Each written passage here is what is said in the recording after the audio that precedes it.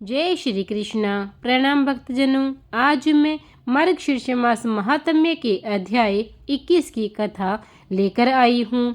यह पृष्ठ एकादशी व्रत में जागरण के महत्व का वर्णन करता है, जो कि 18 महापुराणों में सबसे बड़े स्कंद पुराण का अध्याय 21 है, जो प्राचीन भारतीय समाज और हिंदू परंपराओं को विश्वकोश के रूप में संरक्षित करता है तथा धर्म, पुण्य, जीवन शैली, ब्रह्मांड विज्ञान, ब्रह्मांड का निर्माण, पौराणिक कथाओं, इतिहास, वंशावली आदि जैसे विषयों पर विस्तार से प्रकाश डालता है।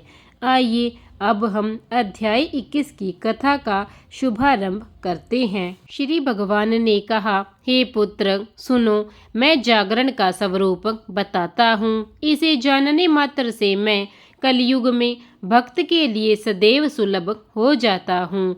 एकादशी के दिन जागरण के 26 लक्षण कार्य इस प्रकार है: गायन और वादन, नृत्य, पुराण पढ़ना, धूप दीप जलाना, नैवेद्य, पुष्प, गंध और उबटन चढ़ाना, फलों का समर्पण, श्रद्धा, दान, इंद्रियों पर संयम, सत्य, निंद्रा का अभाव, उल्लास, मेरी पूजा, अद्भुत प्रदर्शन, उत्साह, पाप कर्मों का परित्याग, आलस्य आदि परिक्रमा, साष्टांग प्रणाम, अत्यंत प्रसन्न मन से नीराजन का अनुष्ठान और हे परम भाग्यशाली भक्त को प्रत्येक 3 घंटे के बाद यम के अंत में आरती भक्तिपूर्वक भजनों के साथ दीपों को हिलाना करनी चाहिए। जो मनुष्य इन 26 लक्षणों सहित भक्तिपूर्वक जागरण अनुष्ठान करता है, उसका पृथ्वी पर पुनर्जन्म नहीं होता। जो मनुष्य इस प्रकार धन के व्यय में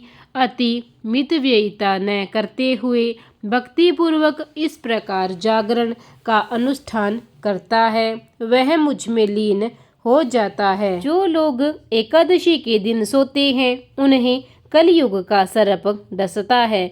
वे जागरण नहीं करते क्योंकि वे माया के पाश में बंधे हुए हैं। जो लोग कलयुग में जागरण के बिना एकादशी व्रत करते हैं, वे नष्ट हो जाते हैं, इसमें कोई संदेह नहीं है। जो पापी मेरा जागरण नहीं करते, उन्होंने मेरी छाती पर पैर रख दिया है और मेरी दोनों आंखें छीन ली है। यदि कोई व्याख्याता न हो तो भक्त को संगीत और नृत्य का कार्यक्रम आयोजित करना चाहिए। हे देवराज, यदि कोई व्याख्याता हो तो उसे आरंभ में पुराण पढ़ना चाहिए। हे पुत्र, यदि मेरा जागरण किया जाए तो भक्त को 1000 अश्वमेघ यज्ञ तथा 100 वाजपेयी यज्ञ का करोड़ गुना फल प्राप्त होता है। हे समानदाता, यदि मेरा जागरण किया जाए तो भक्त अपने माता पिता और पत्नी के परिवारों में पीढ़ियों का उद्धार करता है। यदि जागरण के आरंभ वाले व्रत वाले दिन कोई बाधा उत्पन्न होगी तो मैं उस स्थान को श्राप दे दूंगी और उसे छोड़कर चली जाऊंगी। यदि लोग मुझसे संबंधित दिन पर जागरण करते हैं जो किसी अन्य तिथि के संयोग से रहित है, तो मैं उनके बीच प्रसन्नतापूर्वक नृत्य करता हूँ। भक्त जितने दिन मेरे समक्ष जागरण करता है, वह उतने ही 10,000 युगों तक मेरे धाम में रहता है।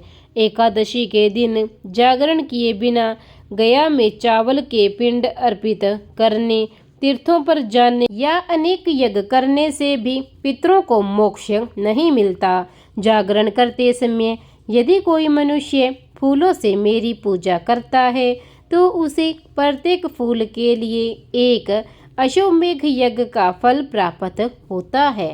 हे पुत्र, यदि कोई मनुष्य मेरे जागरण के समय रात्रि में दीप दान करता है तो उसे प्रति क्षण 10,000 गायों के दान का फल प्राप्त होता है।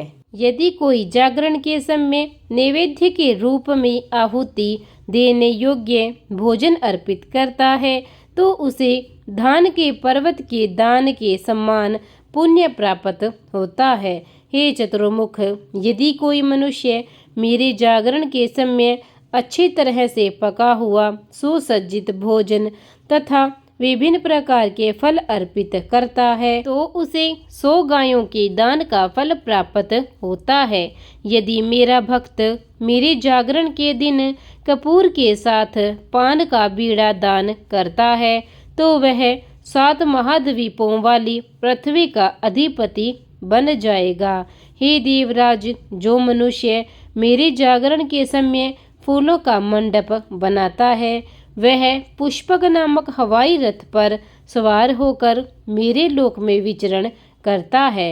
यदि कोई मनुष्य मेरे जागरण के समय कपूर और सुगंधित गोंद के साथ धूप अर्पित करता है तो वह 1,00,000 जन्मों से उत्पन्न पापों को भस्म कर देता है। जो मनुष्य मेरे जागरण के समय दही, दूध, घी और जल से मुझे स्नान कराएगा वह यहाँ सभी सुखों का उपभोग करेगा और अंत में परम गति को प्राप्त करेगा। इसी प्रकार मार्गशीर्ष मास महात्म्य के अध्याय 21 का यहीं समापन होता है। प्रेम से बोलिए जय श्री कृष्णा। विष्णु महाराज की जय। प्रिय भक्तजनों, अगर कथा अच्छी लगी हो तो कथा को लाइक और चैनल को सब्सक्राइब जरूर करें। धन्यवाद।